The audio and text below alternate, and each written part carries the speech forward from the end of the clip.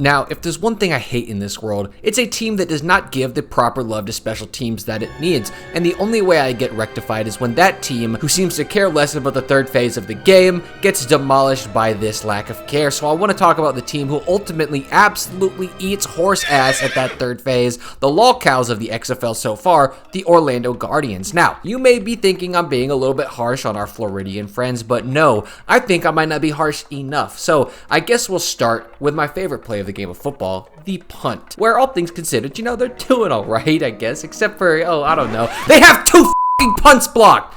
Now, you're telling me across 2 punters and 25 punts that 2 of them have gotten blocked while there has only been 1 blocked punt in the rest of the league? Like, come on, man. It's literally from the same side each time. That's just sad. Now you even got poor Johnny Townsend hurt, you freaking jerks. Next, on field goals, there's not too much to complain about except for the fact that they barely attempt them, with only 6 field goals being attempted. But where it really gets brutal on, and where you can really see the lack of coaching shine through, is kickoff and kickoff return, because they have done absolutely nothing to get an advantage here. Their blocking scheme is easily the worst and most vanilla, with everybody giving no ground, just shuffling slightly in the direction that they're going to run to, and then block the guy in front of them, and the stats reflect it. They don't have a guy in the top 12 in average kickoff return, with their best guy only getting 4 returns, averaging a little over 18 yards a return. But every other team has 1 to 3 guys in that range. Now, their starter pales in comparison to everybody else who's getting the same number of reps as he is, and has never broken a single 30-yard return,